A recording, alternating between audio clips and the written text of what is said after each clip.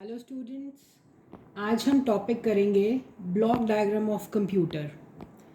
बेटा, कंप्यूटर का डायग्राम होता है, इसको हम ब्लॉक डायग्राम क्यों कह रहे हैं?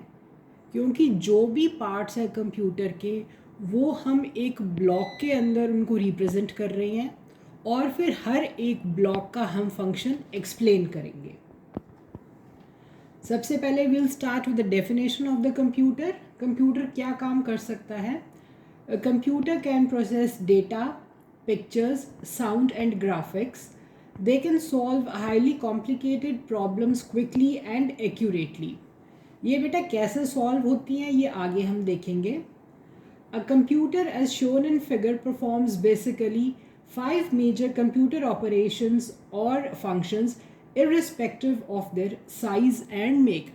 जो भी कंप्यूटर होता है, हर कंप्यूटर का जो वर्क प्रिंसिपल है वो सेम है, चाहे वो किसी भी साइज़ का हो या किसी भी कंपनी ने उसको बनाया हो। बेटा, जो मैंने कंप्यूटर की डेफिनेशन आपको बताई थी वो थी IPO, input processing and output.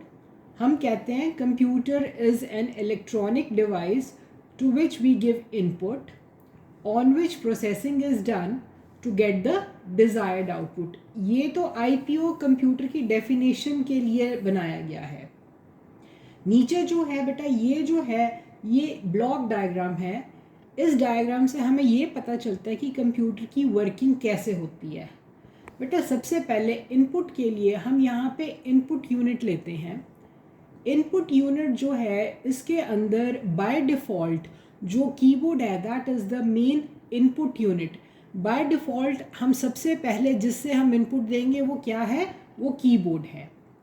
हम इनपुट माउस से भी दे सकते हैं, लेकिन बेटा जो हम टेक्स्ट टाइप करते हैं that is through the keyboard. So by default the input device is keyboard. Input unit से हम इनपुट देते हैं कंप्यूटर में, वो चीज़ सबसे पहले जाके स्टोरेज में स्टोर होती है। स्टोरेज यहाँ पे क्या है? कंप्यूटर के अंदर एक मेमोरी होती है जिसको हम स्टोरेज कहते हैं। जैसे हमारे दिमाग में भी कोई चीज़ हम डालें तो वो स्टोर हो जाती है, हमारे पास भी मेमोरी होती है, उसी तरह से कंप्यूटर के पास भी मेमोरी होती है। बेटा, जो डायरेक्शन है it moves from input to storage. ये रेड कलर की एरो है, इसका मतलब है ये फ्लो इनपुट से स्टोरेज की तरफ जा रहा है, एक ही साइड से इनपुट जा रहा है। उसके बाद यहाँ पे जब आप देखोगे ये 2 वे एरो है, इसका मतलब है डेटा यहाँ से यहाँ भी जा सकता है और यहाँ से वापस यहाँ पर आ सकता है। This is 2 way arrow. Input जब हम देते हैं कीबोर्ड से वो मेमोरी के अंदर आके स्टोर हो जाती है। बेटा, ये जो बॉक्स है आगे चल के दोबारा मैं आपको बताऊंगी, मैंने लिखा हुआ this is the CPU। CPU is the central processing unit. It is also known as the brain of the computer. जो भी हम इनपुट देते हैं वो मेमोरी में जाके स्टोर हो जाती है। अब हमने यहाँ पे क्या करना है? प्रोसेसिंग का पार्ट आएगा। प्रोसेसिंग कैसे होती है? ये जो डेटा यहाँ पे स्टोर्ड है वो CPU के अंदर जाएगा। CPU के अंदर 2 पार्ट्स होते हैं, control unit and arithmetic and logic unit. Control unit का क्या काम है? It controls the inflow of instructions. इसका मतलब है ये जो इंस्ट्रक्शंस ऊपर से आ रही हैं, इन फ्लो, इनका मतलब अंदर, फ्लो का मतलब बहाव, जो इंस्ट्रक्शंस का भाव अंदर आ रहा है उसको ये कंट्रोल करता है। बेटा, बड़ा ही सिंपल एग्जांपल है। आप मूवी देखने जाते हो थिएटर में, वहाँ पे आपका जो टिकट चेकर है वो एक एक करके टिकट चेक करता है और हर एक टिकट के बाद वो एक आदमी को एंट्री दे देता है। उसी तरह से जब हम यहाँ से डेटा देते हैं अंदर या हम कोई प्रोग्राम लिखते हैं, प्रोग्राम क्या होता है बेटा? It is group of instructions. वो सारी की सारी इंस्ट्रक्शंस यहाँ पे आके स्टोर होती हैं, एक एक करके वो अंदर जाएगी, सारी की सारी इकट्ठी नहीं जाएगी, वो एक एक करके अंदर जाती है यहाँ पे। तो एक एक करके अंदर कौन लेके जाता है? Control unit.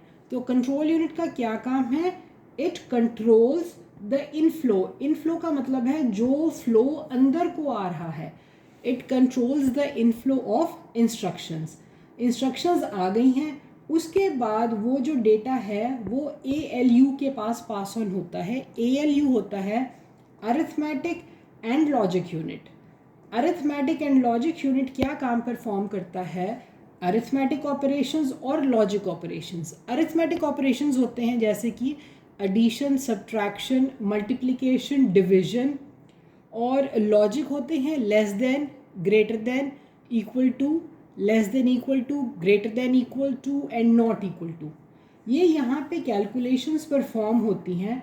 उसके बाद रिज़ल्ट वापस स्टोरेज यानी कि मेमोरी में स्टोर हो जाता है।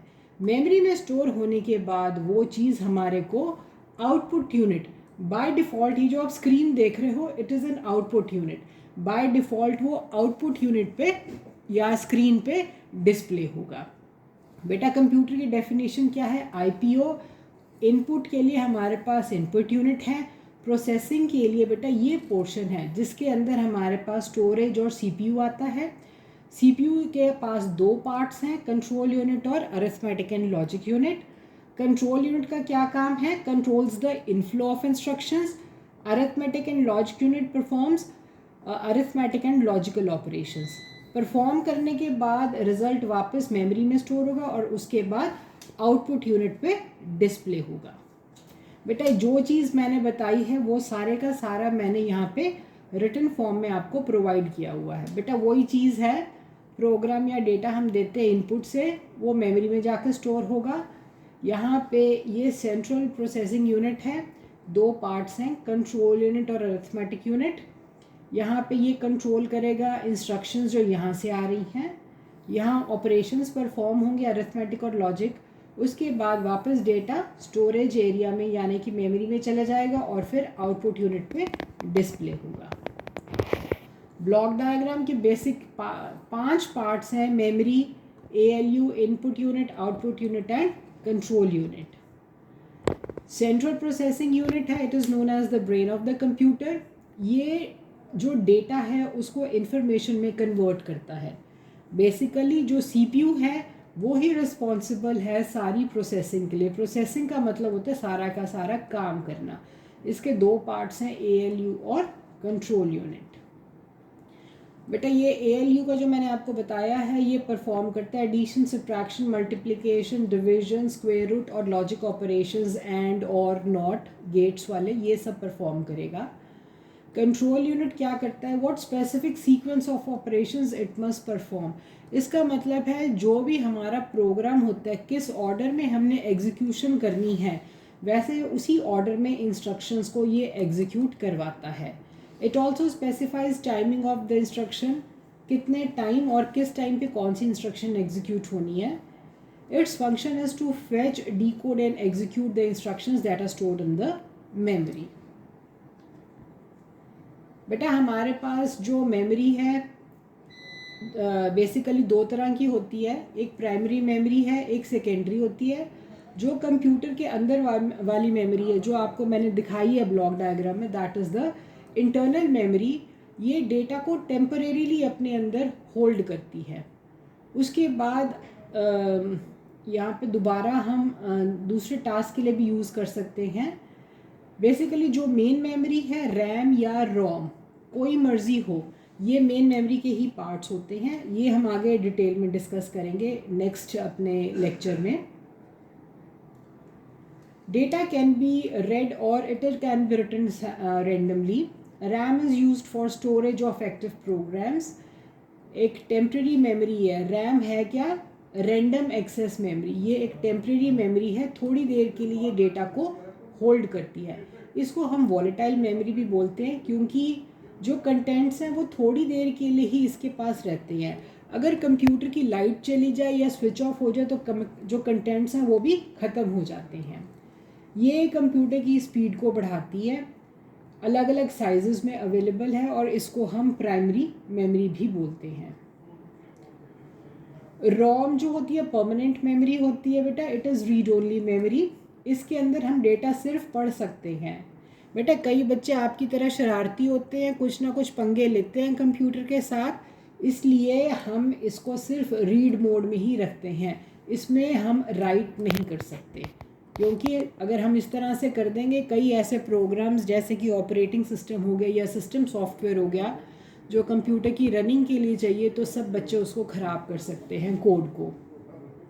It is non volatile memory, इसका मतलब ये है कि जो कंटेंट्स हैं वो एज इट इज़ रहते हैं, अगर लाइट चली भी जाए तो कंटेंट्स ख़त्म नहीं होते, they are still retained in this memory. Instructions are stored on it during manufacturing, जिस टाइम पे ये कंप्यूटर मैन्युफैक्चर होता है उसी वक्त हम रोम के अंदर डेटा डाल देते हैं। फिर रोम अलग अलग तरह की है, पी रोम और ई प्रोम, अगली स्लाइड्स में हम देखेंगे। सिंपली ये आ गया बेटा input unit, then we have the output unit, and that's all in this lecture. Hope आपको समझ आ गया होगा। See you soon, bye.